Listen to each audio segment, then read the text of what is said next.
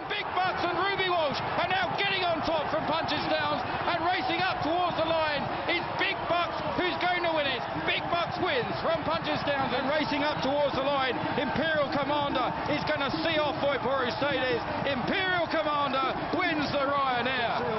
To Paddy Power for Ireland and Eddie O'Grady, their first win for 29 years. Over hurdles and fences, and now a Grade 1 winner on his UK debut. History being made at Cheltenham. The first horse to regain the Gold Cup.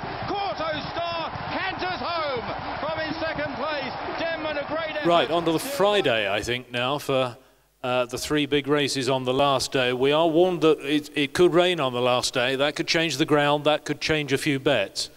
But let's start with the Triumph Hurdle. Tom, everyone's been saying this year, all the trainers have been saying that it's a poor year for juvenile hurdlers. You've been riding in all these juveniles. Has any horse really stood out to you? Not really, not in England anyway. They all seem pretty much for muchness, but at the same time, a lot of these flat horses have been running on a lot softer ground than they've been used to. And the ground is going to make a massive difference. Say all winter, everybody knows what the weather's been like, and they've been, these flat horses have been used to running on much quicker ground, and suddenly their first experiences of hurdles have been running around ploughed fields. So it's going to be very different for them in the Triumph, and I think it's ripe for an upset. Paul, the Irish have the top two in the market for the Triumph in Alavan and Carlito Briganti. How would you compare them? I can't see Alavan handling the ground. He was very free in Leopardstown, and he jumped bad, and Carlito Briganti walloped him. I remember speaking to David Watchman at the Newmarket Sales, and I said, if you hadn't worked looking at David, and he said, no, not really. He said, there's one horse there, he has a bit of scope to him, but he said he gives nothing off the bridle. He wants ground like the road. No, maybe you don't want him. And he was bought for 18 grand, and he's the second favourite now. And to me, in this, the horse I'd be most impressed with is Advisor. And I think it's a big thing that Carol just said to me that Ruby has opted to ride him. And I think that would be the one that I'd like to be on as Advisor of Paul Nicholls. Mick, the Henderson yard thought they didn't have a Triumph horse at all, and I think Nicky's been encouraged to run one simply because he thinks they're a bad bunch.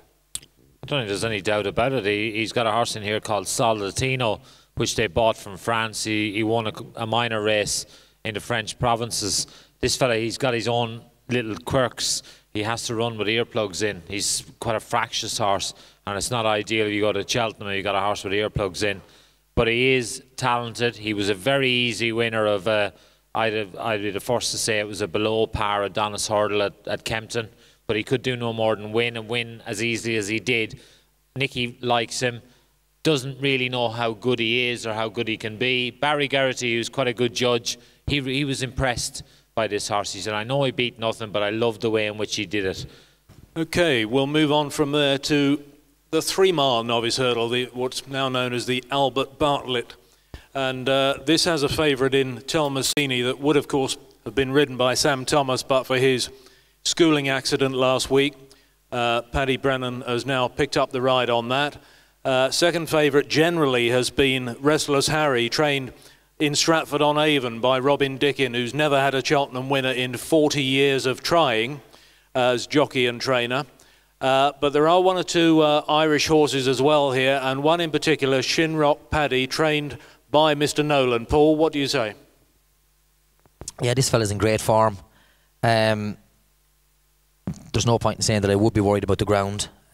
Most of his better form is on real soft ground.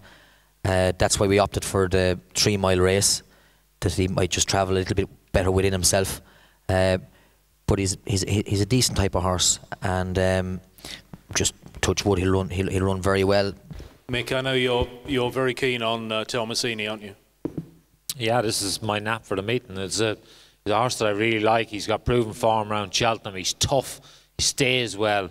Good solid jumper as well. Not really a lot of negatives about this fella. And interesting what everybody's saying about the weather. I looked at the forecast before I came out this evening, and the Met Office says there's going to be heavy rain in Cheltenham on Thursday night. If that's the case, it could alter everybody's perception of what the ground's going to be on the last day especially. And if it is soft, I think it makes Telmasini a good thing. Moving on, To the highlight of the entire meeting, of course, a Gold Cup, the third time Kauto Star and Denman have met each other. Kauto Star's fourth successive Gold Cup. And Carl, to me, that in itself is an amazing achievement, isn't it, for Paul Nicholls to get these horses here year after year?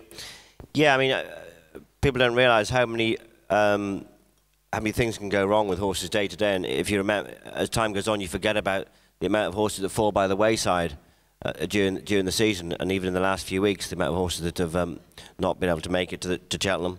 The Gold Cup, Kauto Star, he's that price for a reason. He probably is the best horse, and I'm sure will win. Denman, for me, I don't think people keep on about the two-horse race and the scarves and all that bull. But on Denman's run at Newbury, I cannot have him. He was beat when AP finally came off him, but AP looked between his legs off the bend and seen Nice Market there and gave him a squeeze, and the Denman of old should have been 10 clear by the fourth last, and he was struggling to stay in front. Everyone then wants to know about the health and prospects of Imperial Commander. As you all know, Imperial Commander at Haydock early on in the season gave Kauto a bit of a fright. Paul Nicholls said that Kauto wasn't straight, but I can assure you that Imperial Commander wasn't either. He comes back from Ireland very late. Most of our horses are galloping away by the time he gets back, and he comes back quite fat. So he would improve a lot from that run as well. I think he's the only realistic challenger to Kauto. Kauto Star was unbelievable in the King George. I was riding Madison to Burley, and I was absolutely flat to the boards. Behind Nakarat, Barbershop came past me going reasonably well, and then suddenly Kauto Star's head appeared, and it looked like he just jumped in. He was just hacking, and he absolutely bolted up. He's a tremendous champion, and I think everybody else is playing for second place. I've got a great respect for Imperial Commander. I think he'll finish second. Again, I agree with the boys. I think Denman was beaten last time when him and Tony parted company, and also I was with a talk with Sammy the other night, and he said in his opinion, ever since Denman had his heart scare, he's not been the same horse, in the fact that he's been showing a few quirks. Obviously, he put in a pretty disappointing performance before being second in the Gold Cup last year, so Paul has got him back in the past, but it's getting harder and harder to keep bringing him back. And I agree with the boys. I think Kauto Star will win it again, and I think Imperial Commander will chase him home. Denman's not getting too many votes here, Mick. Do you dare to differ or not? Well, I actually think that he wasn't beat when he got rid of AP at Newbury. I think the mistake that he made when he turned into the straight completely knocked the horse's confidence, and then AP's looking to get him back running again because he'd lost all his momentum and several lengths with his mistake at that obstacle. But if you go back to the Hennessy that he won with Ruby, there was several horses, Niche Market being one of them, who were again right on his ass when they jumped the fourth last.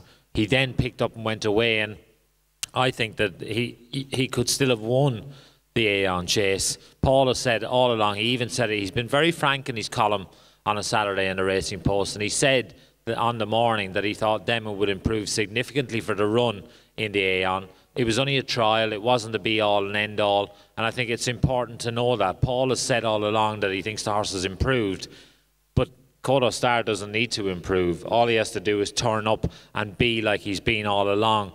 The year that Denman beat him, I rode Neptune Calange in the race, and we went a good gallop, and Denman went on and took it up off me with a circuit to go. But Kauto Star wouldn't have won at any stage in that race that year.